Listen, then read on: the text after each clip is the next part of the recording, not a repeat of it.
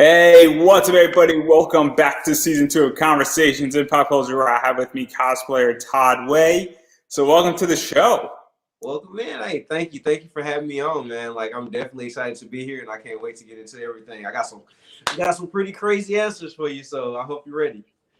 Yeah, I'm excited too, because one of the things that I like to do is I like to find people who don't have large followings, and I also like to interview male cosplayers because I find that male cosplayers are the hardest group to pin down as far as all the interviews that I do.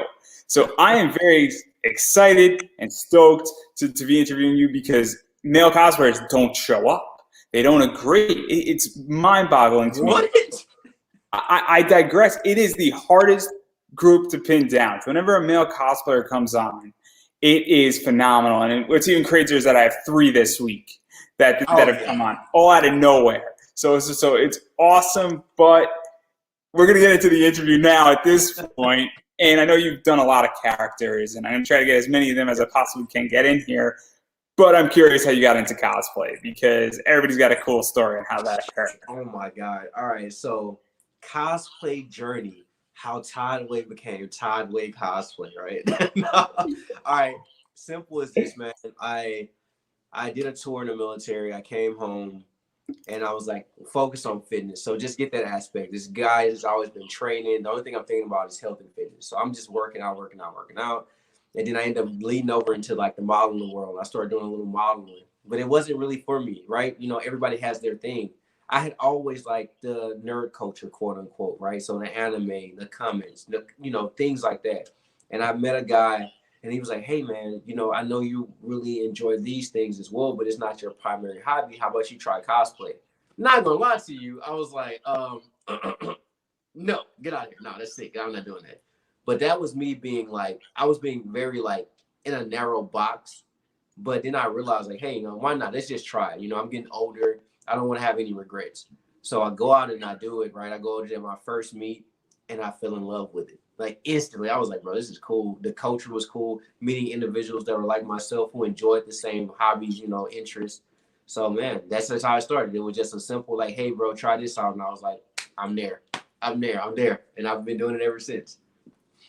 So let's talk a little bit about that first cosplay. What was your first cosplay? Because obviously those are the fun ones. Those are the ones sometimes you want to talk about. I did a Tachi from Naruto. So Sasuke's brother. It was such a basic cosplay. Let me tell you how much it was. So it was like I had on like a regular black shirt underneath. Of course, I had a few prop arcs, and I had some black boots on and black jeans. But I had the Akatsuki robe on, and I did like very minor makeup. But the way it was captured was so real that when I saw what I looked like, because technically a lot of this stuff used to be like, oh, this is like Halloween.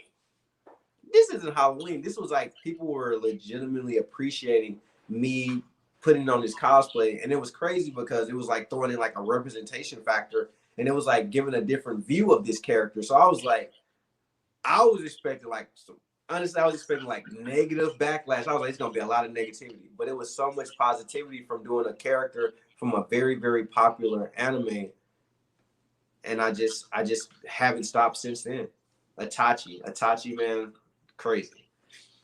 And so obviously this was very basic, and I'm going to leave the basic stuff because we're going to get into some complicated stuff. But I do want to talk about inside baseball because I love talking about inspiration and where you find inspiration and how you go about even creating your cosplays, and how does that look like for you when you say, hey, I need to cosplay this character, what inspires you, and how do you go about even starting that idea? Because, and even use Itachi as an example, because obviously everybody has different things that says, hey, I want to be this character. What drives me to a certain character is pretty much like what's your inspiration? Because I'm super what inspires me? Oh my God. So inspirations to cosplay. There's a cosplayer that goes by the name Sailor Goon. His name is Sailor with a C. And man, I mean, dude has amazing cosplays. First time I saw him, I was like, yo, that's dope. But he was giving anime recommendations on TikTok. I didn't even know he was a cosplayer. But then I started seeing him do cosplays. I'm like, yo, that's inspirational. I want to do cosplays like that too. Like really putting like myself in as the character. And then there was obviously like big names. out there on the scene. Like I've seen people like Leon. Leon, I'm so sorry, I don't know your Instagram name, but like he's Leon. He's a cosplayer. Everybody knows him. Amazing cosplayer. One of the most famous cosplayers out here right now is in the male community. He inspired me a lot. And it's just like, obviously the female cosplays they're just always done so well, so done up. But I was just like, man, I really want to put out some like male representation in these cosplays. So inspiration comes from seeing people do it, and also not having enough people out there, not having enough men out there that are cosplaying. So trying to add to that community it's a drive to me. And then obviously that's the inspiration for you, but then what makes you be drawn to a character? Because obviously you do your characters in a very interesting way. And obviously Itachi and a variety of others we're going to get into, and you have a lot of them. So I'm curious where that even comes in and what draws you to characters. For Itachi, that was more of a Naruto is one of my favorite animes out of the big three. The big three are Naruto, Bleach, and One Piece. So out of the biggest animes to ever exist, Naruto was an anime that I always liked the characters from there. And I chose Itachi because he was going through like a transition. You know, he made a hard decision, and it was like, dang, I want to do that character. I want to be that character. He's powerful. A lot of people don't know a lot about him, but his storyline shows that he meant well at the end of the day. So I was drawn to Itachi due to his personality and the decisions he made, even though he tried to repent for them through, you know, loneliness and things of that nature. So it was just a character through an emotional connection. That's why I chose Itachi for my first cosplay. And then even going further into inside baseball, because cosplay can get very expensive very quickly. Oh my God. Yeah, I don't need to tell you because you know exactly what I'm about to ask. Yeah. And obviously finding materials can be expensive. It could be difficult because materials sometimes come in and out of stock. Obviously you're in the US. I don't know if you know, but I've done people from Australia. I've done people from the UK. And during COVID, they were having a hard time finding materials. It was nothing. And so obviously finding materials, just finding anything could be complicated. Expensive materials, finding substitutes, and also balancing the entire costs. So how do you figure out all of that stuff? Because it can get expensive, as I stated, super quickly. This is something I always tell everyone. I tell them to focus on like the basics of it. Don't start getting too invested in trying to spend your money on a lot of the cosplays straight up front. Look at things like going to the thrift market, doing closet cosplay, building a cosplay up from the cheapest material. And then if you want to revisit that particular character, then you start making a little bit more of an investment and grow. But like you can start with spending $1, right? You can go buy like a nice shirt for $1. And then this shirt may go perfect with this character. And then the boots may be something you already got in your closet. But there are certain things that you just can't get around. Makeup, buying foam, actually doing bills. There's just no getting around it. That's why you must have friends within the cosplay community. You have to know builders. You have to know individuals who can give you like pointers on how to purchase, where to purchase, how not to waste material. Because if you're going in blind, I've seen people spend up to like $3,000.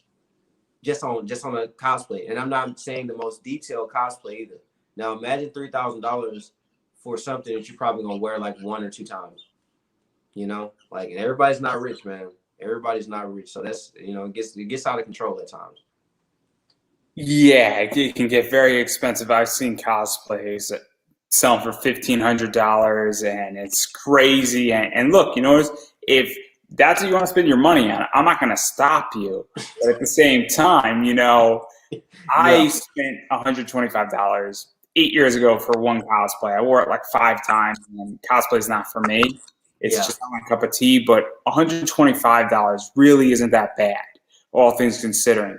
But if you're spending $3,000, you know, and then I know people who spend like $500, $600 just to build a cosplay, and it can get massively out of hand super quickly. And then prop building, commissions. I mean, that's a whole different ballgame. Wigs as well. Hit you over the head. A commission you can look at, and I've seen like the cosplay, like you're saying, can be $100-some bucks, right?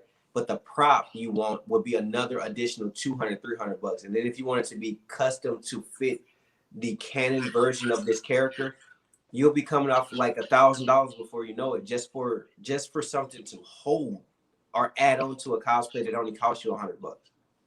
I'll tell a quick story. I was looking at Hunk from Resident Evil, and I wanted to cosplay him, and he has a P9, which is a particular type of gun. In order to get that thing 3D printed, it would have cost me anywhere from $600 to $800 to look authentic. The actual gun of a P9 is cheaper than the 3D printed. Yeah. So which is ludicrous. Now, I'm not encouraging anything, and please don't take it that way, anybody. But what I'm trying to get at is that to do something extremely authentic, it becomes very expensive very quickly. Yes, it does. And so how do you balance your costs? Because I'm super curious, because obviously you have a bunch of cosplays, and how does that work for you? Because personally, I'll do things like recycle. So I'll use pieces from another cosplay in order to put together a cosplay, right? But if I buy a cosplay straight out, I'll look for a cosplay that is a fair price. Amazon cosplays. Most of the time, you can always update the material. You can add extra paint to it. You can do different designs. What I like to do is I'll have a cosplay. The cosplay is with the material which you wear. But in order to make the cosplay like really pop, I'll like do the makeup, change the hair color, like really try to give the aesthetic of the character. I feel like a lot of the times people rely so much just on the material that they don't capture it's like at that point you're just dressing up for Halloween. You gotta capture the character. And that's how I balance it. And to talk about this, because I think the perfect example I want to get into is that obviously you cosplay Itachi, and then you turned your Itachi into an Obito Chia cosplay. And that's very much of upcycling. I love the word upcycling. I love the word recycling in cosplay. And obviously to go from Itachi to Obito is not that difficult. And also to go back to Itachi isn't that difficult either at the same time. And so that's just one way. And so what was that like for you? Because I would imagine it wasn't that expensive to do it. It was honestly it was the cheapest thing I could have ever done. I had already had the robe. I already had the material to wear for an Akatsuki member, because they all wear robe, black nail polish, very, very simple makeup, nothing that you have to go out and buy. The only thing was the mask. Now, the thing about the mask that I thought was going to be like an additional like fee or just add up was a commission, right? But my friend, Casual Goof, he's a builder, and guess what? Just had a Obito mask laying around. Hey, bro, I don't use it anymore. Guess what? You can have it. I mean, like that doesn't always happen, but you'll be surprised. Like if you just talk to someone, hey, bartering this for that, like trade-offs. Like there's different ways in order to save money, but I feel like everybody just wants to get it now, that they spend more getting things at the fastest possible, And also, I mean, if the only thing you needed was a mask, it's not that bad. It wasn't going to be that. Maybe like $30 at the most. And so obviously that's something to know. But I think it is super important to understand that there is trade-offs. There's exchanges.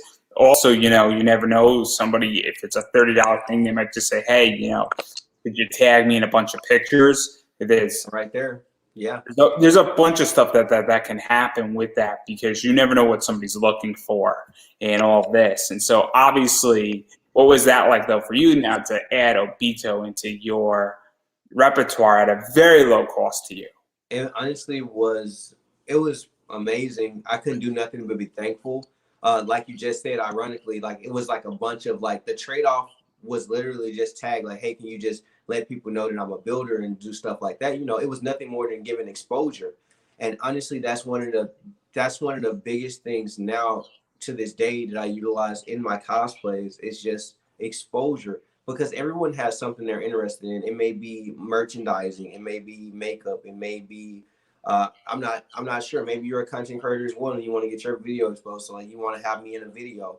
So it works out with just simply doing the bartering system and trade-offs. So having additional cosplays like Obito thrown into the mix for just a very low price is just nothing more than a blessing. And then obviously, I'm a Naruto fan. I don't know if you know who's been on a bunch of my shows.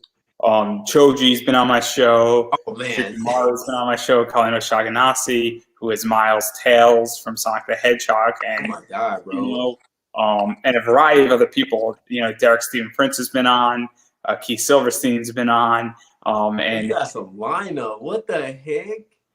I'm an undiscovered talent. Let's leave it at that.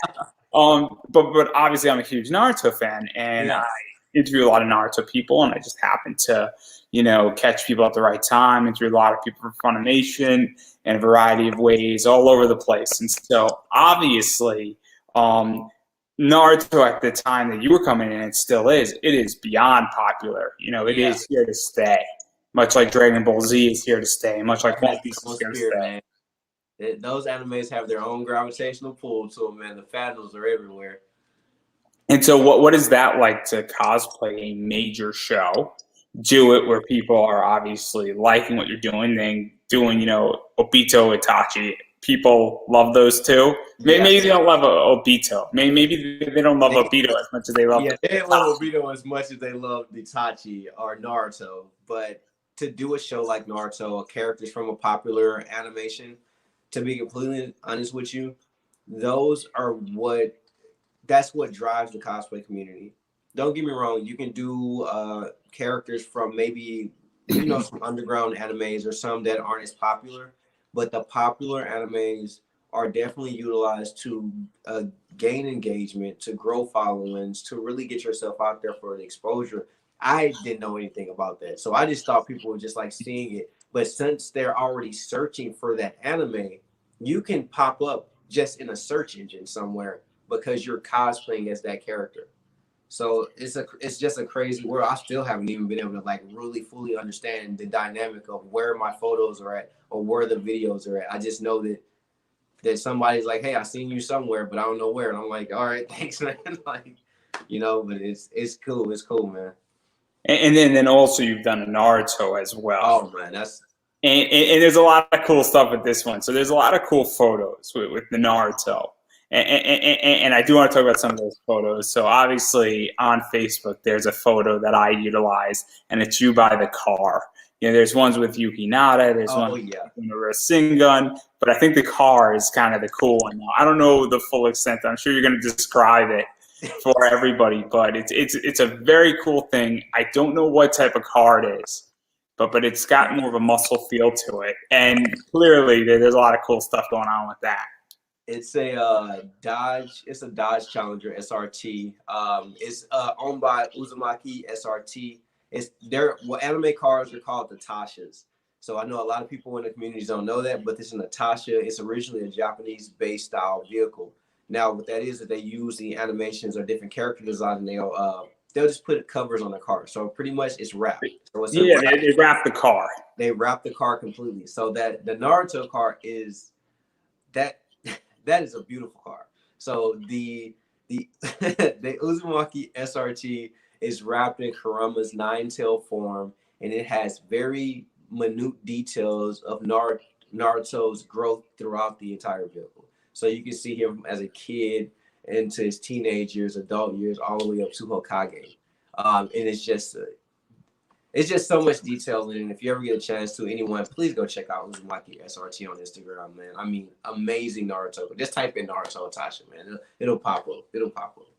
And so how did you get involved in doing photo shoots with that? I saw his car. I saw Corey's car online, and ironically, he saw my cosplay of Naruto. And it was like a no-brainer. He was like, hey, you know, you want to do a photo collab? And I was like, dude, I'd love to. I met him at a Weeb Stop event here in Houston. And the Weeb Stop event is just where a group of individuals who are a part of the Weeb or otaku community get together and just hang out and whatnot. They bought a lot of the Atashas out, and I saw his vehicle. I walked right up to him. I was like, hey, man, if you ever got a chance to, I'd love to do a photo shoot with your car. We set it up. He was super chill about it. We went out to one of the local gardens here in Houston, and we knocked it out. It was just a good time and a good vibe. And so what is that like for you? Because obviously, you know, a Dodge Challenger is a beast of a car. Yeah. I don't know if you've ever driven one, a souped up one. Those things have like 797 horsepower. The souped up ones, it's a $90,000 car. Yeah. It's a beast. It's a monster, for lack of a better word. But those cars, Cobra Kai has helped that car out tremendously as well. Um, I'll tell a quick story. My dad had his car getting repaired, and for a few days he had a Dodge Challenger. Now shows up in the neighborhood, and all these kids and all these other people in the neighborhood are all looking at this car. It's in stark red. So obviously, without anything Naruto related, the car attracts attention. Yeah. And then you're now taking photos of it, and then you have those photos. And obviously, I put it up for a reason on the Facebook thing. And so, obviously, what was that like? Because it's a crazy scenario, So, and also it must be super cool to be like, yeah, just yeah, this is my day. that's, No worries. that's what it This is is. my day. It's a lot of IRL. Like it's not the so social media. You know, they're going to see it. They're going to be interested. But the IRL aspect was so crazy. We were just out there. People were just walking up, screaming, "Oh my God, that is so cool!" You know, just like it's just a surreal feeling. But it's the fact that first off, the car by itself, like you stated, is just an amazing vehicle. So you see the car by itself, and it's like, wow, that's amazing. But the car with the cosplayer, man, just through the roof. It was just everyone. I mean, there was and I'm not exaggerating. There was an older lady, right in front of us the entire time in the photo shoot. She was walking by. She stopped, and I mean, she stopped for half an hour just to watch the shoot. She could have been doing anything else with her time, but she stopped for half an hour just to watch us take photos in front of a Naruto car. Come on, man. She probably didn't know anything about Naruto. That's the craziest part. She was just like, I don't know what's going on here, but I'm here for it. Like, you know. But that means that this is culturally relevant at this point, and that this is extremely. It's now a main staple in America, and this type of stuff, and these types of photo shoots get attention, and people say, you know, I'm not exactly sure what this is, but it must mean something. And I think even when people see the photo, and obviously I'm going through and I saw a bunch of your stuff before I saw the car, but when I saw the car, I'm like, oh man, I got to talk to you. And whether that's artificial or not, it is a eye-catching, stopping type of thing, because not everybody gets to take pictures. I mean, I've been at anime cons and they have cars there, and they're cool, and I have photos of those cars, and I love that stuff. But then to add the cosplayer into it, to add it into a beautiful car, I mean, I'm a guy, I like cars, and I have my own car project going on right now, but that's neither here nor there. Lego 10K Club, here we come. But I digress right there. But yeah, no, and also it's just so fitting for Naruto, and given that it's such a classic anime. Yeah. So no. I do want to back out of Naruto as much as it pains me. No worries. You're completely okay. There's plenty of stuff to talk about. We're fine. We're gonna take a nice little nosedive into Pokemon as Ash catches. Oh yeah. You gotta catch them all, right? Huh? Got to catch them all. You got to catch them all. Yeah, that is certain. You got to catch them all. And so, what was this like? Because that's just 101 basic. You know, that was, to be completely honest with you, the Pokemon aspect for the trainer Ash. That's just nostalgia right there. Everybody knows Pokemon. I had trading cards growing up, you know, stuff like that. You know, watch the shows, love Indigo League. One of my original. I like the original Pokemon. I watched other ones, but that original Ash, Misty, and Brock was the staple of Pokemon for me. So to cosplay that character was just like, I'm not embodying the character. I'm just embodying my childhood, if that makes sense. Like as wanting to be a trainer, being able to enjoy that whole aspect of actually being Ash out there. And so what is that like? Because obviously there are different levels of cosplay, and when you're cosplaying Pokemon, I don't think anybody takes a Pokemon cosplay as being serious. You know, I've seen for me going out in town, and that it's like and this kind of sucks, and I hate to be like this, but I never get the negative of the back, and I know some parts of the community really get a negative backlash when they're out in town and they're just doing it. I usually just get people that, even if they're just being biased or passive aggressive, they instantly want to be nice and talk. It's like, just, oh my God, I love it. It was like, even if you don't love it, it's like, I just want to know what you're doing here, and I want to know why you're dressed up like this. So I just always take it with a grain of salt, and I'm just like, no, just come over here, take photos with like families, you know, even just random people in the park who just playing Pokemon Go. Because ironically, during that time, people were just out there with their phone, like trying to catch them all on their phone, you know. So it was just a good time. And one of the things that the reason why I want to talk about Pokemon, because I find Pokemon to be very different, where Pokemon was just on Cinnamon Toast Crunch, you know, with the trading cards. There's a wrestler who basically said, anybody brings me Pokemon cards at this wrestling, I'm going to give you 3, you know, free Polaroids of myself. And like Prince in wrestling, and sign them. And so obviously I find Pokemon to be one of the big uniters across pop culture. And everybody in my generation was watching Pokemon. People outgrew it. Yeah, I remember playing the games. I remember mystery gift time during snack. Oh my God, yes. And so, like, when I talk to my friends and I talk to people, and then people still play Pokemon in middle school and all that stuff with my friends, but then when we're talking, it's just one of those things where it's just like it's a great uniter, and nobody ever is angry when they're talking about Pokemon. And that's I don't think anybody's gonna ever outgrow Pokemon for the most part. It's just like one of those things where the series of Pokemon might be outgrown. Like our series is gone. Like that's not here anymore. But they have newer stuff. They got Crystal. And don't get me wrong, it's nothing against the newer stuff, but it's just like it doesn't give me that nostalgia feel. Hey, you got to be trending on my territory. The director of the newer stuff was on my show too. Lisa Ortiz was on. Oh, and she's Amy Rose from Sonic the Hedgehog, and she's directing Pokemon on Netflix. Oh my God, dude! Like, and that's insane. But just no disrespect, you know, it's just not Indigo League for me. Like that's so for my cosplay, it's not focused towards Crystal, but there's nothing wrong with Crystal. It's just I'm focused on the original style game because of my age range as well. You know, I'm an early '90s baby, man. I'm used to the things from the early '90s to early 2000s as far as that community of cartoons and things. I'm from the same time period, so clearly I know all about it. I completely get it, but I liked Gold, Silver. I liked Ruby, Sapphire, Emerald. I was in that stuff. It's amazing. But let's get into some more modern anime, and let's talk about My Hero Academia. That's one of those. That's my baby right there, man. Yeah. And so I don't know if you know this about me, but I got to interview Rob McCollum, who plays Stain. Bro, what?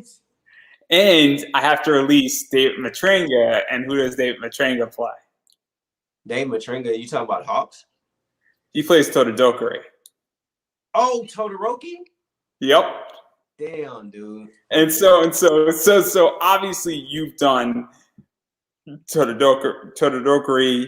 I can't say his name correctly. No, you're fine. We just call him Icy Hot. You're good, bro. You're good. and I'm a little bit behind in season 5. I had to take like 2 weeks off from anime. I was on a wrestling binge. Deal with me, everybody, how you choose. But obviously you've done a bunch of My Hero stuff. Yeah. And so obviously Fire and Ice. And you've done him in, I guess, his suit version, and you know, talk about the scar, and obviously might say something offensive here, but you're black. You're good. And so, and I say this going beyond joking around. What is that like to make sure that scar pops out? So because for it me, is different. It's like the same as like I guess I'm used to doing like certain makeup. So for me, I don't really have to do anything other than do like one coat. So I'll do like one coat as long as it's very vibrant. I don't do I want to put a dark color on me just and think it'll pop. So what I'll do is use a brighter color of red, like something like Scarlet, where it's like that crimson almost red, and then it just pops perfectly and just go from there. But as far as like the detail, I'll use things like handmade wax. So you can make wax, homemade wax, sorry. So you can make homemade wax for a little bit more of a gore effect. But since I was trying to keep everything very like PG, I just used like a makeup coat so it wouldn't be too terrifying, because I do like to do horror effects as well. But I kept everything within reason. And then obviously he has a suit, and the My Hero Academia suits. I don't know if you built that yourself or if you could commissioned it or just bought it because it's almost cheaper just to buy that straight out. It's 100% cheaper just to buy it. Just buy it on Amazon because don't get me wrong, for finer tuned details as far as like the actual hero suit, a commission would be, I guess, more realistic, especially if you want to hit a Canon look. But if you know you don't want to spend the extra money because you know you're not going to wear it that often, or you know for a fact you're not using it for a professional cosplay itself, you're honestly just buy it online. Buy it online, commission someone. And then to even talk about that, because there is a debate going on in cosplay. There are people who say you have to build everything yourself.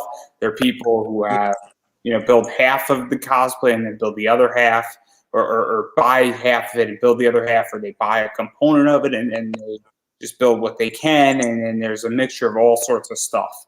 And I'm not a cosplayer, so I don't know how much weight I have in this, but the way I see it is that, hey, if you don't know how to build a cosplay gun and you commission that off, but you build the rest of your cosplay, I don't have a problem with it. It doesn't bother me. Or if there's like you don't know how to build a Koopa shell and you're doing, Super Mario Double Dash and you just commission the Koopa shell out, again, I don't have a problem with it. Or if you build all of it, I don't have a problem with it. Or if you build none of it, I don't have a problem with it. I don't know how you feel about that because I'm sure that you've commissioned things out and you've built things and then you might have even bought an entire cosplay. Yes. So for me, it's more of a thing of experience, right? When I first started, I wasn't building it, so I just had to buy things. Then when I started to build things, I couldn't build everything that I needed to utilize. So then from there, I started to commission. But the thing that I can, and this is sad, but this is one of the things in the cosplay community that gets kind of controversial, where it's not really about if the person's a more legitimate cosplayer than the next, it's a more professional cosplayer. But then cosplay is literally when you're embodying the character, when you're putting the cosplay on, that's cosplay. Now, when you're a prop builder or a builder itself in the cosplay community, you are a builder. Because a lot of people don't understand this, but a lot of builders don't even cosplay. A lot of the builders literally don't cosplay. And if they do cosplay, they cosplay once out of an entire year for a particular con. And since the cons weren't going around, a lot of the cosplayers that are professional cosplay builders, they weren't just throwing a cosplay on just to have a cosplay on. They weren't doing anything at all. Some even took the year off. Some took 2 years off. So it's more of a thing where I just feel as though if you consider yourself to enjoy and love cosplay and you're going out of your way to financially invest, when you're going into your pocket to pull out finances to invest in things that are your hobby, I consider that to be you're a cosplayer. You're really involved because you're willing to spend money on something that you may not use again. That's a risk. You're willing to take a risk for something that you just enjoy. You're a cosplayer. I'm not going to down anybody for whatever way they cosplay. So you're a cosplayer in my eyes. And I think that that's one of the biggest issues with cosplay. And I think that sort of now we roll back a little bit, but it's this idea that where cosplay to me has never been about, photo shoots or having a big Patreon account or anything like that. It's always been about, I want to embody this character, whether I am good at this craft or I am not, if I am a shabby Batman or I am a short Batman or whatever you are, and that maybe your cosplay is a Halloween just from Halloween the previous year, but you want to be Batman at a con and you're having a great time with it and you're thrilled that you get to embody that character. That's what I always thought cosplay was supposed to be. Yeah. And it's one of the things that I have an issue where I think the word professional cosplay is a very bad word because I feel like it makes a division where now if I go as Amuro Ray, and I used to at cons, I'm not professional, but does that mean that I can't enjoy myself being a Gundam and then I see another person and the other person at a con in a Gundam uniform, and are we not professional? Does this mean I can't enjoy myself the same way? And it raises questions. It's just not fair in that it's not fair in that aspect. And this is something that a lot of cosplayers, we all agree on. It's like, if you just have makeup on and that's your cosplay, then that's your cosplay. It doesn't make you less of a cosplayer. But what happens is It's the popularity around the more detailed cosplay and the less engagement you get as a casual cosplayer. So you do get a heavy difference between people who are trying to do it at a professional level and people who are casually cosplaying, but both are doing it for the enjoyment of it. Now, what happens is I feel like a lot of casual cosplayers get the short end of the stick because they're either getting body shamed, they're getting their cosplays like picked apart because they don't have like the best material, and it just attacks their self-esteem and their overall enjoyment. Then I'm not saying this does not happen to professional cosplayers. Professional cosplayers do hit the Canon look. So since you're a professional, why is it this here? Why is it? But it's like the small minute details that they're getting hit for, but not the overall aesthetic of what they're putting out. A casual cosplayer is attacked for every little bit, and even told, why would you even cosplay that character? Because you look nothing like that character. So there's different things you can deal with, and it's just, I honestly don't agree with it. I hate that. I wish the community would stop doing that, and everybody just came together and just enjoyed it. Yeah, and it's a problem. And again, I haven't cosplayed for a lot of reasons, a lot of personal reasons. It's also my business at a con is very different. As a panelist, and it would become a distraction for what I'm trying to do. Yeah. And so I'm not at a con for cosplay. I'm at a con for business. Yeah. And there's a shift. So obviously that's why I don't cosplay. It has nothing to do with anything else. And I am not, fit either. And somebody who is to body shame me, I would legitimately tell them, go jump in a lake in a much sterner way and much louder way as well. But obviously talk more about, my hero is that you've done Deku. And obviously I like your Deku. And I also like the fact that you've done, Deku in a different hairstyle. Yeah. I thought that was great too. And I like how you made it your own. And that's what I like when people cosplay and make a character their own. And I know that you've done that with, I believe, also another one, and Mina. You've done that with Mina as well, where obviously you've done a male version of Mina, and then you made her/him your own as well, also more in the suit. And obviously I like Mina a lot. And I feel like she stepped up as a character in season 4. Oh my God. So what is that like, making a character your own? Okay. So pretty much getting into making a character my own is more of a representation thing for me. I don't try to, for me, when I say canon, I mean, I never try to cosplay to be like the character to a T, right?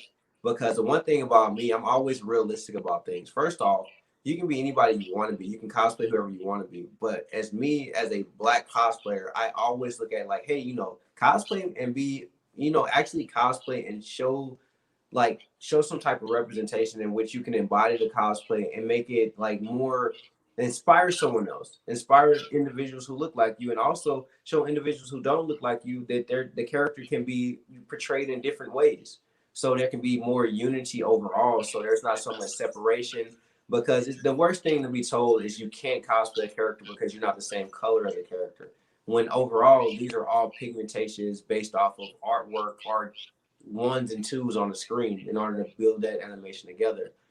But I just think it's funny that for the way I do it now, it's just like, I told myself in the beginning, I was thinking about the wigs and whatnot, like what wig should I wear? But that's what I realized, like, why would, dude, I got a beard, bro. Like, I'm not cutting the beard off. I'm like, dude, I'm a grown man. I'm not gonna like throw, for me, but this is me talking for myself. So no offense to anybody, but for me personally, me throwing a wig on, what is that gonna do for me? Do you see me like, what is the wig gonna do other than add comical aesthetics to it? It won't be anything to be like, wow, that was actually a good cosplay.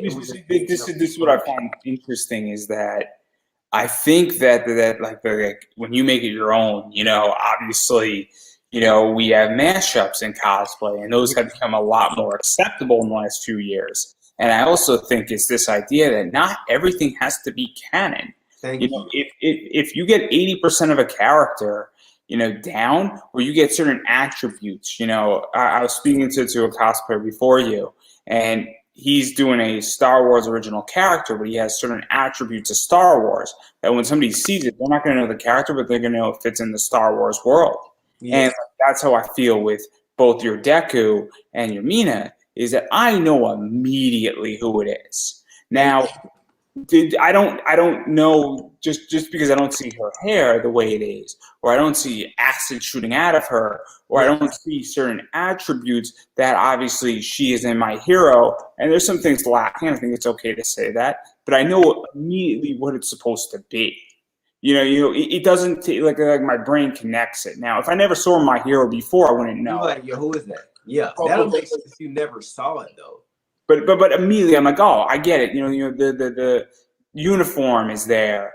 The fact that it's pink, it's not that hard to get it. It might take me maybe 20 seconds if I'm not thinking. But if I get it in 20 seconds, it's pretty quickly. So like that's what I like about it. Even with the Deku, I'm like, I get it completely because all of the key attributes are there. And that's what I like about what you do in a lot of ways is that and there's a bunch of other cosplays that also capture that as well. Yeah. And so that's what I really like about this. And I think that it's so much better when the community is like, we can ease up on everything having to be perfect. And I don't know, because I came into the concept when I was like 16. And when I came into the concept when I was 16, which is like 12 years ago, and it was a lot more stricter, I feel. Yeah. Yeah. I feel as though I feel that way as well, especially on stories I've heard of like past comments, past threads, because it's still the internet is almost forever. So there's a lot of things you can see from the past and it gets regurgitated from time to time just to bring up the past. And unfortunately, man, it's just there's always some form of hate by certain individuals, but I feel like years ago it was like a little bit more hate to where it was just like if you didn't look like the character to the Canon T, there was so much hate that you would receive. There was no getting around it. You would just get told that it was bad. It was the worst thing that you could possibly see. And people they would be heinous about it, just continue to go in. But look, like, I hate to say it like that, but during that time, I wasn't around for any of this. So I'm here during a time where, I guess I've always watched anime and enjoyed it, but I never cosplayed. So I'm seeing the community that I've always been a part of, but not dove up in as far as like the cosplay community. I'm seeing it become so mainstream that I'm starting to see individuals who've been in this community actually, they're not happy. They're not happy about it because some of the same individuals that used to bully them and say some of the most mean stuff to them are now like, hey, bro, can you give me an anime recommendation? Hey, bro, where'd you get your cosplay from? It's like, that's crazy because you're the same guy that used to make fun of me when I was a kid. There's a bunch of stuff, and I've had interactions with cosplayers, and I hate to say it this way, and I'm not going to name names on screen, but they've come around to me when I was first starting out and asked them for an interview. And now it's kind of crazy because they're like, wait, so you know this person who happens to know me? And then I'm like, well, this is awkward. And it's not awkward for me because I wasn't the asshole in the room. And I think that what's starting to happen is that I think that there's a lot of change. I think there's a lot of liberation. I also think that the entire cosplay community has gotten bigger and smaller at the same time where all of these stories get out real quick. And, if you come at me and then I publish an email and I throw it into the right thread, you're out there. Yeah. It's like, it's over. And it's not an argument anymore. And I have some of these emails. And I'm just like, okay, I'm not that guy, but, there's a day of reckoning and there's been weird shit that's happened to me. And I'm not a cosplayer. I'm an interviewer, which is even crazier. And that's what I don't understand. How it's a simple no would have been fine. Simple no would have been fine. Yeah. But, you never get just a simple yes or no. That's why unfortunately, that's why cancel culture exists. And this is why you always, personally, this is one of the things why I've been on social media. We have to be wary of what we say and how we say it. But at the same time, why would you even say certain things to individuals? Like, just what drives you to say something negative? And this is not towards you. This is just towards those who are listening, those who are seeing what's going on here. There's a saying, like, treat others the way you want to be treated. That's just like old saying. Like, just keep in mind that the stuff you're doing right now is going to come back and hunt you. I'm going to add something to that. Is that also, if you shoot at somebody, shoot to kill them, because if you don't, they will come back, Yeah. and they will shoot to kill you, no question. So you have to finish off people. I'm coming from Washington D.C. I used to live in Washington D.C. That is a motto in D.C. that if you're going to finish somebody off, and I don't mean like Yeah, kill yeah, them, I know where you come from. Like from that. Trust me, I understand from that figurative level. Yeah, yeah. And so you have to make sure that you bury them. And so my point is that, like, that's what's going on with this person, that they didn't discourage me from interviewing when it was my 5th interview, starting off 7.5 years ago, and now I'm in a very different position. And I hate to say it this way, I'm in a position of power to some degree because I have so many interviews and I've earned, a lot of clout in what I'm doing here. And so I don't know if that's privileged or unprivileged or whatever it is. But that's not a privileged mindset. That's you being, your worth now. Fair enough. I've never thought about it actually in a public setting, but I think it's super important because I think that's what's now starting to happen with a lot of cosplayers. And I think a lot of people are climbing that ladder. So I think it's super important that this is a conversation that I think needs to happen in a lot more ways. Yes, trust me. Honestly, it's one of the things. It's something we're working on in community panels, trying to speak up more for the community as far as like some of the things that are happening behind the scenes. Hopefully, us speaking on it and getting it out there is kind of like slowing some of that negativity down. But some people just don't change until it's in their face, man. It's very interesting because I'm also coming from the indie comic community, and there are certain people that I've had to get rid of in my inner circle because they're just so negative and they're so full of hate. And there's maybe 5 people that in the last 5 years I had to cut out of my life because your hate and misery will kill us all. Yeah, you have to protect your energy, man. Protect that positive energy at all costs. So, and a few of them have been cosplayers, and I'm like, why? Well, what is this entire thing? But this is a very, very, very interesting thing. And then obviously, again, I'm not a cosplayer, so I don't get the brunt of it. I just speak to so many cosplayers that there's just a bunch of them that I don't find to be the best role models. And also a bunch of them I felt disappeared all throughout 2020. Yeah, man. And I ran into cosplay and interviewing everybody, and a bunch of them left. And I'm like, what's up with that? So unfortunately, a lot of these cosplayers, speaking for the cosplay community, we know that there's always some toxic individuals in any community, right? But the thing that we can't control are their actions. But what we can do is address them when they're in the wrong instead of just letting it slide by. A joke here can lead to someone doing something, physically harming or emotionally or verbally abusive to another as time goes on, because those jokes do hurt. Those verbal, the stares, some of the stares you get. But I just feel like the community, as the time goes on, it gets stronger. Now, for those cosplayers that have been around for a while, like, I get it. You're a little bit more popular. People know you. You're well known. But remember to be humble, because you wouldn't be in that spot if it wasn't for those who are supporting you and are supporting you now. There's also a saying that while you're on the way up, remember never to piss off the people as you're climbing on the way up, because you're going to see them on the way down. Yeah. And I hate to say this about cosplay, is that, and it applies to everything in a lot of ways, but obviously if a bunch of people are at the top, they're not staying at the top. Most people in society, while you're in the top, if you look at Hollywood, there are actors who are at the top of their game, but at some point they might not become poor, but they're not now in the spotlight, and they might be off to the side, and then every once in a while they sort of pop up again.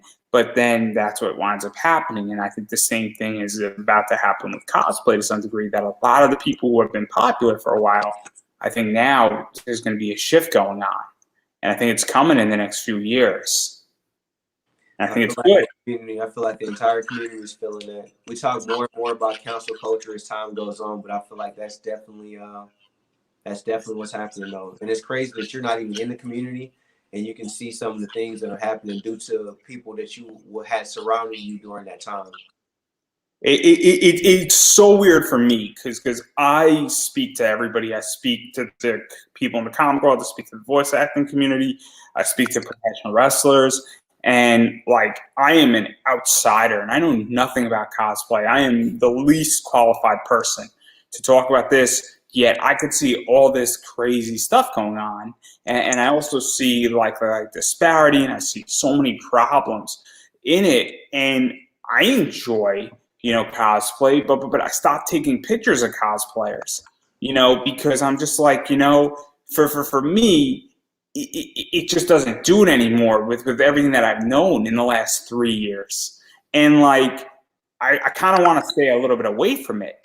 And it took a lot. I mean, I didn't interview any cosplayers majorly until last year. Yeah. And I needed that break because I saw a bunch of stuff like back 2016. And it's just wild for me because I'm not an active participant. If you gave me it, said, hey, here's a bunch of patterns, here you go, I wouldn't know what the fuck to do. Yeah. I don't even know how to cosplay. Obviously, I don't feel comfortable cosplaying, to be honest, partially because of my disability. And I'm very transparent about that. I walk with crutches and I feel awkward with that. And I don't know how that would work in a cosplay. I honestly feel like I would be judged. Honestly, that's something that you shouldn't have to feel at all. You should just do it because it's what you enjoy and be the characters that you want to be. You shouldn't have to worry about someone judging you based off of a disability at all. You shouldn't be worried about nobody judging you based on anything. Just enjoying your cosplay, bro. You should just be able to go out there and enjoy it. But I know the world doesn't work like that, and I hope, I would like everything to be like, butterflies and cupcakes and all nice. It's so weird. It's so weird because one of the things, and now I'm actually speaking about this a lot, but most people when I do these interviews don't know that it's a disability. They don't know anything about me. They don't know anything about that, and we're just having a conversation. They want to be on this show for that reason. And then, because I know for a fact that there are a bunch of people who will not hire me based on that. And I'm at a con and already people look at me differently at cons when I'm not cosplaying on this. And it's super weird. And people don't pay attention. And then other people, get it immediately. And it's just a very weird thing. And so it's I understand everything about that. And then I'm looking at this at maybe a 10% lens of the whole problem. And I'm sure that you have a much fuller view. Yeah, trust me. I won't even go into detail, but trust me, I understand 100%. Man. And so I obviously that was a nice tangent right there. But I do want to talk about some more fun stuff out there. Because obviously I want to quickly talk about One Piece. You've done a Luffy, you've done a Sanji. And I like both of these cosplays because obviously I haven't done either one of them as voice actors and actresses yet. I'm working on it. My peoples, they're not connecting yet. A lot of stuff going on. I am trying to get Buggy the Clown on, Mike McFarlane, because Buggy the Clown is the greatest character ever in One Piece. Buggy the Clown? That's your greatest character in One Piece? I'm not going to watch it. You're good, though. You're good. I'm just saying, when everything comes down to it, he is the greatest character. He gets a devil fruit by accident. He gets into Impel Down. He winds up staging a freaking prison riot in Impel Down, in an impenetrable prison. He makes an ally out of somebody who should not be his ally. He then basically convinces the entire world that he's a threat and wasn't any of that. And wasn't any of that. And then basically his new ally helps Luffy save his brother for his brother only to get killed, but the effort was there.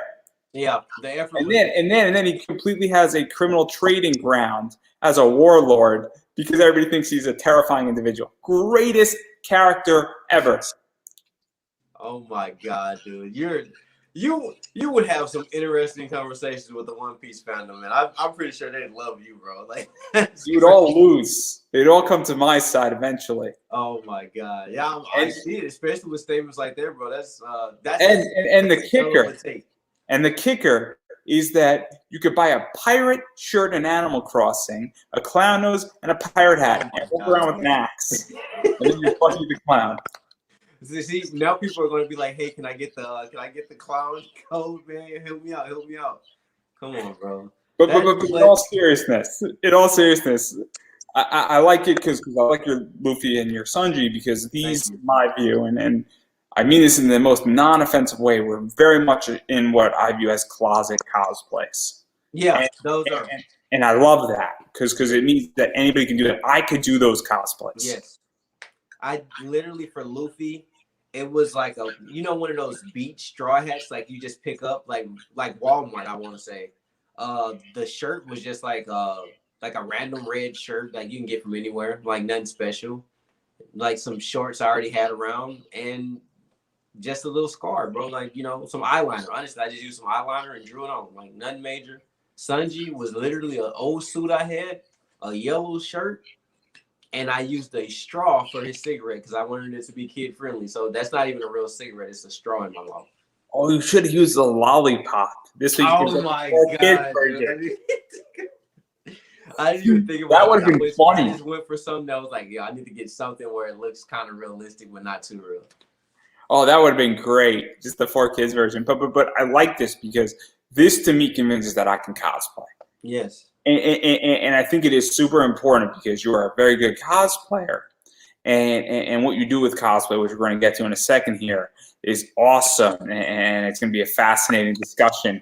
But obviously, this means that I can do it too. And that's how I feel with this. And I'm not a skilled cosplayer by any stretch of the imagination. And so obviously, I really like that. And then obviously, I do want to talk about Demon Slayer as well. Oh, my God, yeah. Yeah. And I just saw the movie. I don't know if you saw the movie. And I actually did not see the show. I enjoyed the movie. I enjoyed it. I'm catching up on the show. Okay. With my friends. I did not see it. I was like, hey, what is there to do out in Connecticut? The movie's playing. It was awesome. Really good movie. It was long. It was long. It was beautifully done. You foldable, man. You foldable. I always do amazing content. Now, for Demon Slayer, oh my God. Demon Slayer is a beast. I've been doing Demon Slayer cosplays, I feel like, more than anything. I feel like Demon Slayer and Naruto are like right here as far as my cosplays. And don't get me wrong, My Hero, I love My Hero, the anime. I love the manga. I literally have so much more cosplay content for Naruto and Demon Slayer that people are always like, so Demon Slayer is your favorite anime? And I'm like, oh, it's not, but it's really good. But the cosplays for Demon Slayer are definitely, they're utilizing a different manner because it's so popular. I'm able to do group things like collaborations. I'm able to go out in town.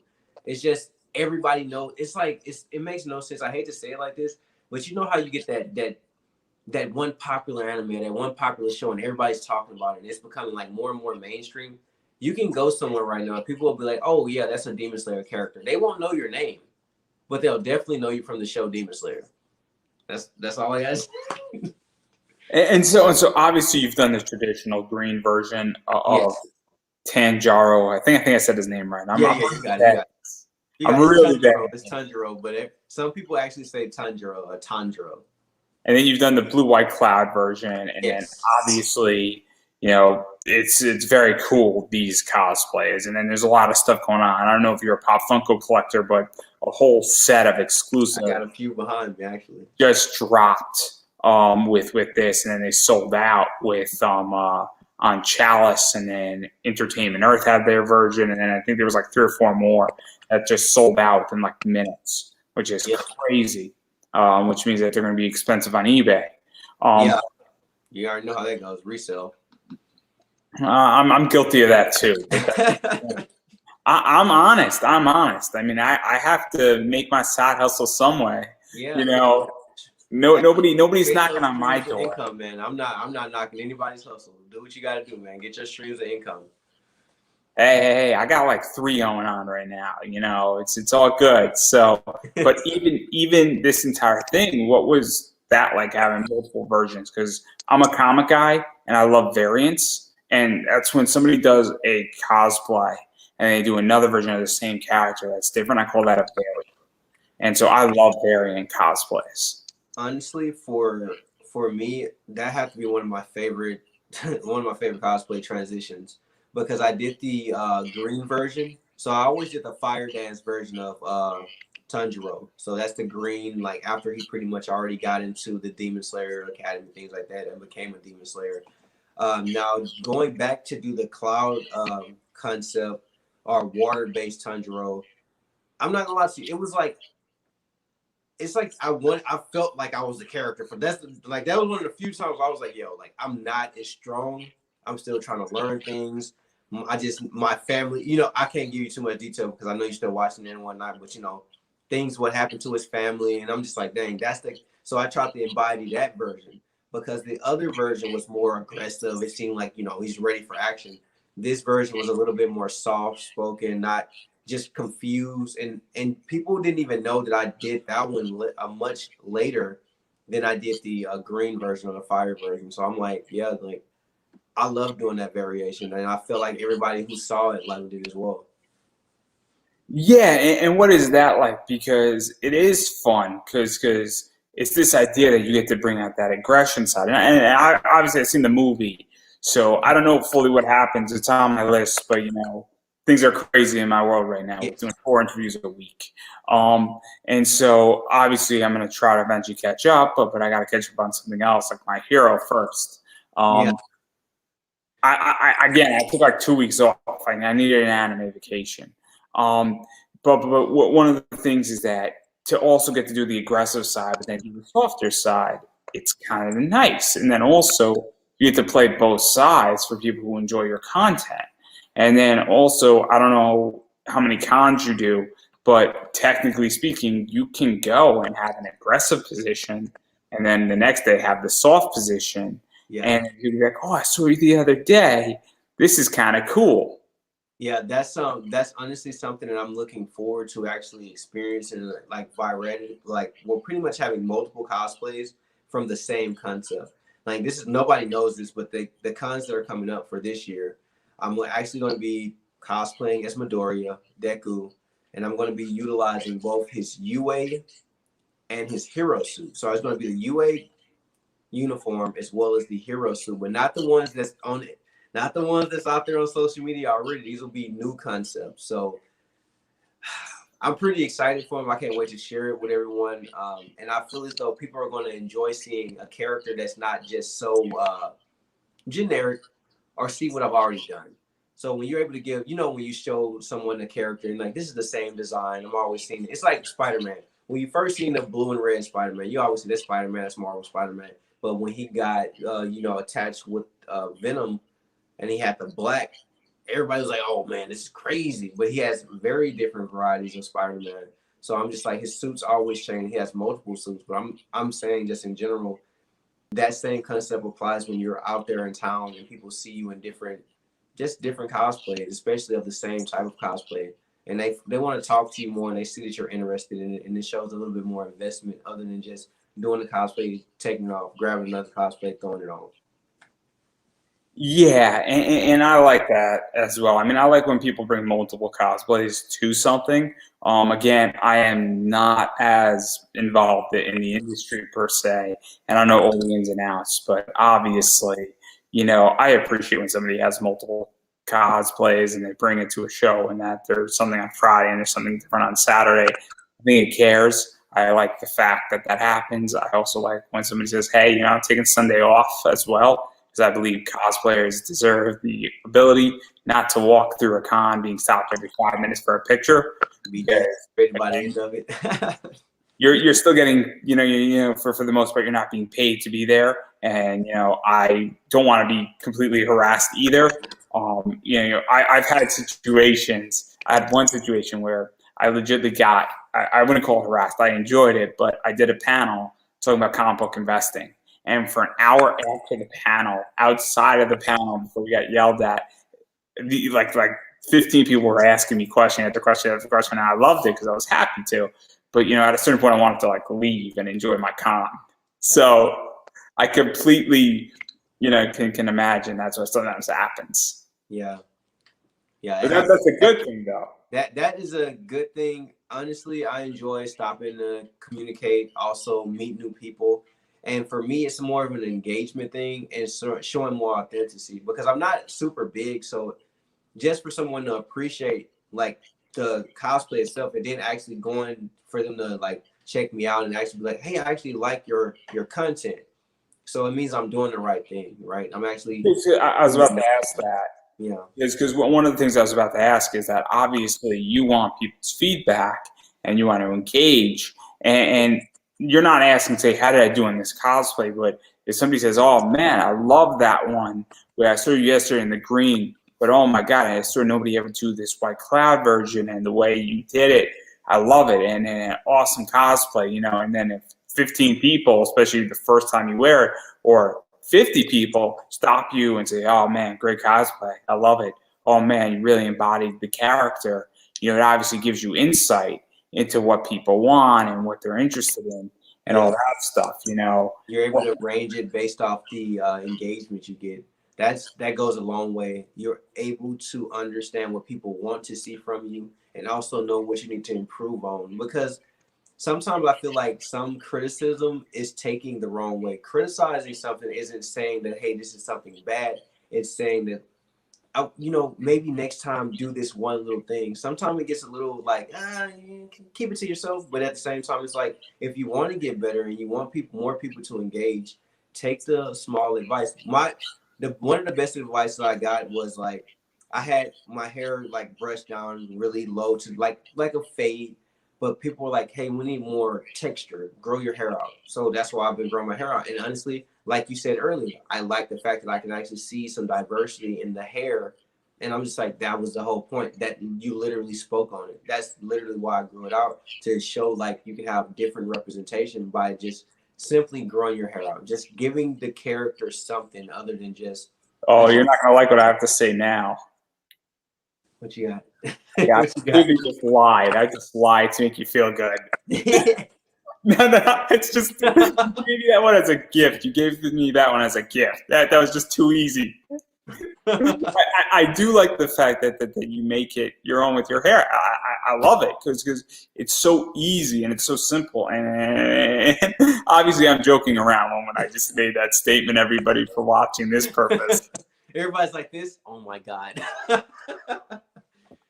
So obviously, you know, and I love the fact that you have multiple, and I'm sure you're going to have a third one and a fourth one. Obviously, we're waiting for season 2 to come. I don't know the manga again. I know very little about Demon Slayer. I just know that it's a good show that's on my list, and it looks good and it seems fun. But I don't like spiders, so I'm in. Yeah. My friend has a copycat. It's called This Twin Brother, and he says, "You're really going to enjoy this, Andrew, especially the episode of the spiders." And I'm like, "Great, just great." But the spiders aren't literal spiders, but they do have spider characteristics, and if you don't like spiders, you're not gonna like some of the scenes. To be completely honest with you. Yeah, it's gonna be fun. It's gonna be fun. I'm gonna be like underneath my like bed. Is it gone? Is it gone? What now? but the other thing I want to talk about, because obviously, and I know I missed a bunch of your cosplays, just now, but I do want to talk about the other side of where you are sort of big, and that's TikTok. Yeah. And obviously, you have I think 125,000 followers on TikTok. You are cosplaying on TikTok. I am on TikTok too, but I am not as big. I think I have 4 followers. I'm very proud of myself. You should be very, very proud. I'm not religious about my TikTok. The reason why is that I'm in my parents' house rebuilding my life at the moment. Oh, okay, understood. I don't have the ability to record, and I'm doing 4 interviews a week, and that's I was like, how are you doing these? You're grinding. You're grinding. I am bootstrapping myself out of hell. Legitimately out of hell, running an eBay business at the same time, looking for work. So I've reached my max, and I'm playing above my level. I do not deserve to be here by far, and I'm here. So that's how I view it. But how did you even get onto TikTok? Let's start there. To be completely honest with you, I started out on TikTok doing dad jokes. I would just do dad jokes, and I thought they were just something funny. Like I say, I wasn't a cosplayer. Like like I'm just making. I never lied to anyone. So I was just doing some dad jokes on there because it was like a new platform. It used to be Musically. It was some stuff people had years ago. I was just, it's probably a site that nobody's gonna see my stuff, right? Because nobody saw it at first. It was just somewhere to like do some random stuff to just try out social media. And the dad jokes started to like blow up, and they were getting engagement, family videos, and it was all good. But it was just like I feel like I didn't want to be another like family on social So media. what's your best dad joke? Because now we got to know. Oh my god, how'd you get that hole in your shoe, honey? And like what hole? There's no hole in my shoe. Well, how'd you get your foot in it? Like dad jokes, like basic. Like, dude. I got a good one. I got a good one. What do you call a cow in an earthquake? What? A milkshake. I'm dead. but you see, but for Oh, that's such a good one. For those, see, that's why I like dad jokes. Like people always say, like, why would you? I'm like, see, dad jokes there's not a lot to it. It's just like here's the pun, here's the setup, here's the pun, here's the setup, here's the pun, and it's like I enjoy doing it. But that's how I started on TikTok on that whole platform. But what made me grow on that platform? To be completely honest with you, man, I just started talking about anime, and I did not know there was a community there for that. And one of the things is that obviously you talk about anime, cosplaying, there's a bunch of characters. Yes. Very inspirational, very clever, and obviously you just started growing, and apparently people flocked to it. And so what was that like for you? Because obviously it's kind of probably happened organically. It probably wasn't being done. And obviously people are like, oh man, 60 seconds here, 90 seconds here. And every day you're doing something, or every other day you're doing something. And like, what is that like? Because obviously you're getting a feel for people, and I'm literally learning what people want to see versus what I want to put out. And that is one of the hardest things about being a creator on TikTok. So being a creator on TikTok, you can make original content. You can talk about things, create something that is fairly interesting to you and also interesting to the community. But then you'll deal with issues with, like in many social media sites, algorithm restrictions. So algorithm restrictions are like, maybe this concept isn't a viral thing right now. It's not trending. Nobody's talking about it. So it's not relevant. And your audience won't get it. So what you'll have to do is be creative within the trends. And that's something that I've been doing a lot lately. I'll see the trend that's out there, but then I'll make that trend cosplay or anime. And I'm starting to see growth from that factor. And the engagement is there because now the algorithm sees it as something that's trending, but the community that it's for is now able to engage with it because they're able to see it. I know exactly how that works, because I'll explain from my perspective that'll make it even clearer. So I do something called comic book facts. I have 60 seconds. We've got a cool background, got to pick a catchy image in my background. I then pick a fact, and obviously Keanu Reeves was just in the news for something with Berserk. Made a video on Berserk, got like 700 plays out of nowhere on my TikTok. Now I'll go and do something that's not relevant, but every day there's something comic book related. And technically speaking, I can completely cater to a comic book fact relating to it, hashtag it right.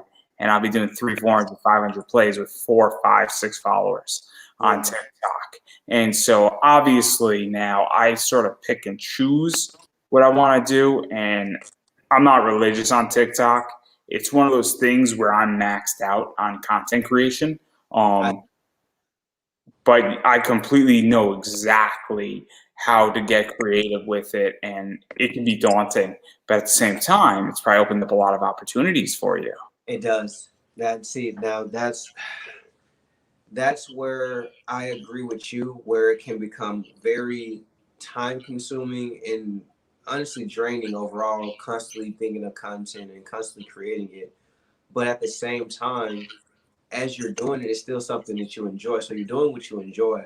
But the one thing that I can say, what drives me even further, is the fact that there was opportunities driven from the social media platforms that I never saw. Like that meant growth, not only because that's what people don't get. I can have 100 and some followers here, but I have 1,000 some followers here. But think about it. It's the transition, the carrying from one platform to another. And if you're able to carry from one platform to another, you're able to have growth. And those things all help with the analytics. And that's what opened up doors for like ambassadorships and things like that. So I'm never complaining about the growth because yeah, it may not seem as though every video is that video. But the videos that are that video are definitely helping me get one step closer to the overall goal. It's something that I got to figure out how to do because it is tricky, and I'm also in a very, very rocky situation where my battle plan, and I'm very honest about where I'm at, is I'm just maintaining the ship's course for a while, and then when things become more stable, I'm going to re-examine where I'm at because, it's just one of those things To be complete, I always say, like, I know you're not investing in TikTok. Now, the one thing is, I know I'm not sure exactly who's going to hear it, but everyone who does hear, don't follow. There's a follower to following ratio that needs to be met within any platform. If you're following 1,000 some people and you don't have like 10,000 to 20,000 extra followers, that means that these accounts, you can make a viral post, but then when they get to your account, they're going to be like, well, this is a fake page because why are they following so many people, but they don't have a lot of followers? And this is something I feel like a lot of people mistake when they make this mistake on TikTok. You can like everybody's content, doesn't mean you need to follow every single person if you're a creator. Now, if you're just a consumer, you can follow as many people as you want to because you're just consuming the content. But once you want to create content, create a new account. Create an entirely new account and become just a creator. Because if you're a consumer for so long and you're never creating, it's so hard for these accounts to grow. And that goes for every platform: Twitter, Instagram, Snapchat, no matter where you're at. Except for maybe Facebook, because Facebook is definitely more of an engagement group process. You're in the groups, you're getting engagement. Yeah, Facebook is also very different because if you're following 50 pages, it's different than when you're posting something on your page, Exactly. and it's very different in that regard. If you have a personal Instagram, it's very different than a business Instagram and all that Yes. stuff. So obviously, there's a lot of stuff going on. I mean, the one thing with my TikTok is that I think I have more than 4 followers. I think I might have like 33 people following me, and I'm following like 5 people. So obviously, but again, I'm not religious on TikTok. But one of the things that I love about your TikTok is that it's very inspirational. It's also very anime oriented, and I love the fact that like all these people are flocking to you because you are not in the upper echelon of the top 50 cosplayers out there right now. But I think you're killing it on TikTok. And micro content is super important right now because 60 seconds, it's not that hard to consume 60 seconds. Yeah. And you got to get your point really, really across really quickly. Yes. And we're obviously in a great digitalization pivot. What I'm doing right now, obviously, is massive digitalization. And, it's only going to get bigger. So obviously, and a bunch of cool opportunities that popped up. And a lot of people know who you are, I know who you are, not necessarily from TikTok, but I think I'm following you on TikTok. So, and if I'm not, I'll do it in a second. So, and I'll be following you back, bro.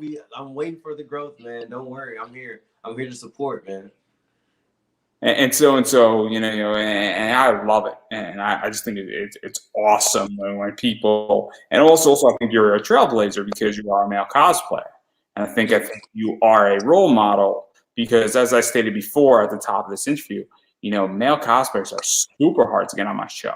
It's like I reach out. I think this year I've reached out to like 40 of them, people who have less than like 1,500, and they're all like, "I don't want to do it," and then like you have 125,000 people watching your content on TikTok, your cosplay content as a male cosplayer, It is a massive. You might be one of the biggest influential male cosplayers out there, and it's not even on Instagram; it's on TikTok, which is fantastic because if you can do it, you're going to be paving the way for other people to do micro content or YouTube content and a variety of other content. And so, obviously, much respect.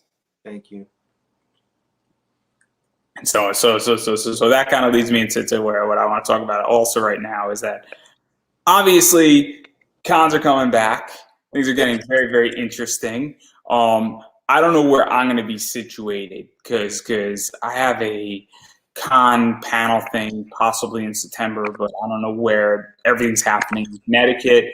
Obviously, I'm fully vaccinated, so I'm more than happy to go to a con. But obviously, things I think are going to be different.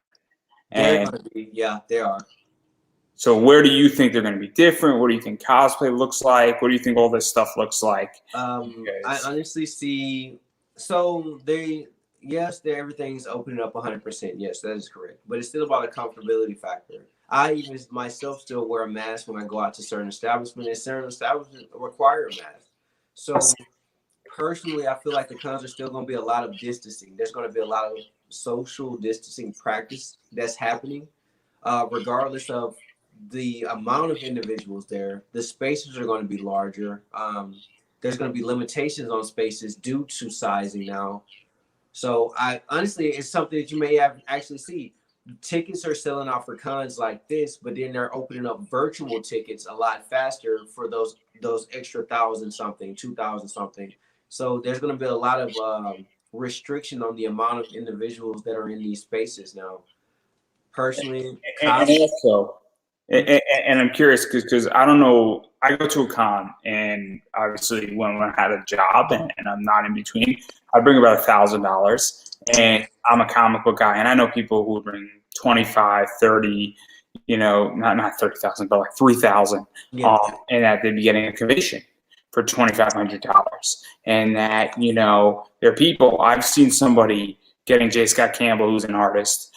Getting it CGC'd was $30 and his signature was $30 and they brought 20 books. It's a lot of money. I think everybody can do the math here. I think 60 times 20 is $1,200. And obviously, I don't know where people are financially, but I had a friend who just went to a con and he was in a booth with Scout, which is a comic company, and people were shopping and they had a list of what they needed and that's all they were buying. Yeah. And so I don't know what your purchasing looks like at a con if you're just there for cosplay, but how do you think that's going to be affected? Because that affects everybody. Because I feel like, and it's kind of sad to say it like this, because you don't want to rain on anyone's parade, especially for those who look forward to cons to make sales. But I feel like there's going to be less sales.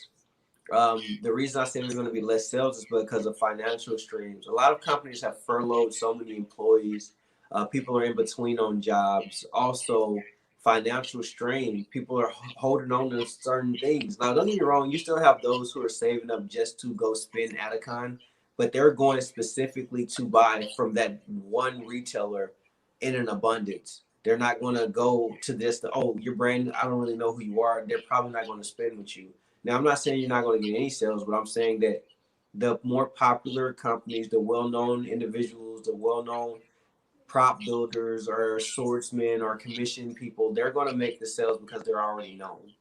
And unfortunately, even those people aren't going to make as much as they used to in prior years during cons, because now there's a restriction on cash flow for a majority of the states at this and I would also imagine that people might not be so ready to go to a con, and if you have that money, if you're not going to a con until January, why would you buy something in September unless you think it's going to sell out? But if you don't know if it's not going to sell out, maybe you'll buy it in November because this way you don't have to store it. Or if it's a wig that's always in stock, maybe you'll buy it a month before you're going to a con versus buying it 6 months before you go. If you're now not going to a con, or maybe you're going to hold off and see where things go.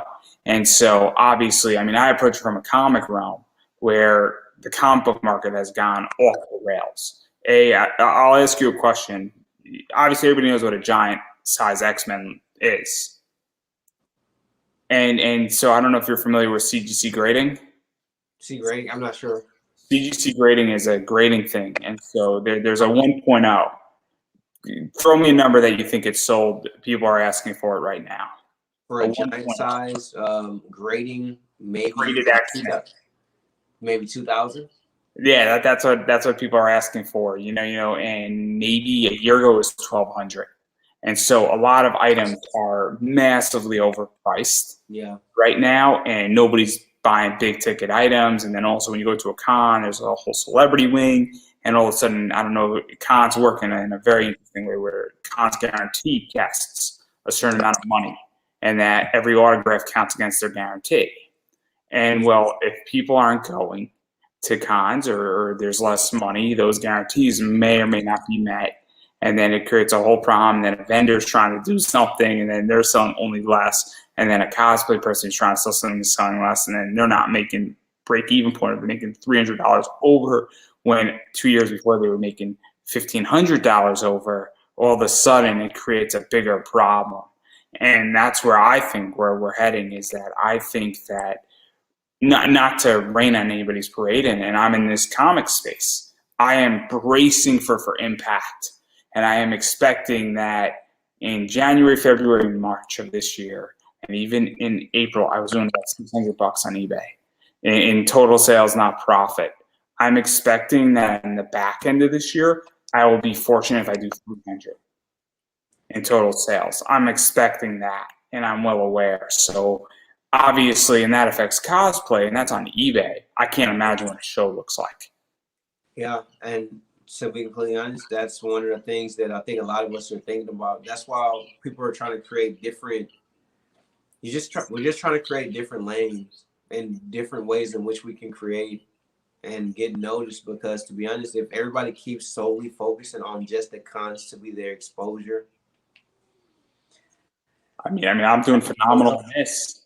I don't know. That's some people have already taken a couple of years off, and honestly, when they leave for that long, some don't come back. That's why you're starting to see less and less of those popular cosplayers because they don't cosplay anymore. Yeah, it's a problem. And then all throughout 2020, there were people that left for 9-10 months at a time, and came back Christmas, then they disappeared for 3 weeks, and then they came back for another week, and then they disappeared for another 3 weeks, and then it's crazy. So obviously so again, cosplay is a very intimate thing. People want to take pictures of you, people want to take pictures with you, and it's going to be very interesting. And then obviously, I just don't know how it's going to go because obviously we're all trying to figure that out. I'm not even sure, to be completely honest with you. I would like to give you a certain answer, but I don't know how it's going to be. The reason why I ask is that I know from a panelist perspective how it's going to work. I know from a booth perspective and vendors and that economic thing. I just don't know on cosplay because I know a lot about cosplayers. I speak to a lot of them. This week is my cosplay week. I have 2 more cosplayers after you this week on Thursday. And so obviously I'm throwing this question to all of them because I'm super curious where you guys think it's going, because it's your community before it's mine. And it's not saying that if I didn't put on a Batman costume, I wouldn't be treated well, but I am not an active cosplayer. And so I defer to other people in that realm. So obviously, I understand. But I feel like people, they haven't been at a con, so they're going to be very adamant about getting out there. I'm just trying to see how everybody's going to interact, especially with the up close type ordeals. It's not been a lot of that since all the social distancing. So we'll see how that is at cons. And I'm not going to push too much further on that point because obviously I think it's very much unknown. But I do want to give you an opportunity to self-promote yourself because I know that you have an Instagram. I know you got TikTok. You have a Facebook page. I don't know if you got YouTube. I don't know if you got Snapchat. Obviously, TikTok's really big for you. Instagram's pretty big for you. And so where can people find you? Because obviously I want people to go bother you on TikTok and other places. If anyone wants to go check me out, make sure to go check me out on Twitter, Instagram, or TikTok at Todd_Wayy. That's TODD_WAYY. I think it's up in the description. I think I put it in the description. Check it out, y'all. And so I'm just going to say it again. Obviously, I want you to go check out Todd's stuff. Obviously, he's been graciously to listen to me ramble on and talk about stuff and get a little controversial. That's probably going to make me look really bad. And No, you're fine. Yeah. You're fine. But well, in all seriousness, I've been saying this. You have to support indie. What that means is that you have to support indie. So if somebody has a PayPal, Cash App, coffee, prints, shirts, merchandise, anything of that nature, you have to go buy that stuff because it goes a long way. Cosplay is expensive, and you have to support what you like. It is super important. And if you are in a financial hardship, and hopefully you'll agree with me because this is my philosophy, is that you don't put yourself in debt to support somebody before you support yourself. So if you are in a financial hardship, obviously COVID has wrecked people. It has wrecked people's finances. It has wrecked people's entire life in more than one way. And if that's the case, please make sure you are okay. Make sure that your house is paid for, your mortgage is paid for, rent. Make sure you got electricity, water, food, shelter. Make sure your spouse is okay, your boyfriend, girlfriend, husband, wife. Make sure they're okay. Make sure your kids are okay. Make sure your pets are okay. Obviously, shelter, I already said that, but I'm going to say it again. And also make sure you have money. If you're in that circumstance where you do have it, that you start having some money for the next month and the month after, because things, while I believe they are getting better, you're not out of the woods yet. And it is super, super important to make sure that you can weather the storm. I know that because I am shoring up my assets. I am in between jobs right now, so I am the first person to completely understand it, and I am very selective on who I support at the moment because I'm making sure that I live what I preach. And so obviously that is something that is super important on that note. And if that's the case, TikTok is free. Twitter is free. Facebook is free. Instagram is free. All that stuff is free. It doesn't cost you anything. You could download it on your phone. You could download it on your computer, and you can like stuff. And it is super important to like stuff, comment on stuff, share stuff, engage, leave a nice comment. It makes a difference. And following, you have to follow. Because when you follow people, you get their stuff, and it makes a difference, as I stated before. And on that note, I'm going to give you the final word. All I have to say, y'all, is remember to keep things positive. Continue to chase your dreams. I know everything's not easy. It's not an easy route. I'm not telling you to give up everything or not focus on the basics of it all. 9 to 5s are important. Setting yourself up for success is good. But at the end of the day, if you have a goal to achieve, continue to chase it, because it's going to take that one thing to make everything fall in place for you. Trust me. And I don't think I could have said that any better. And you know what is, I agree.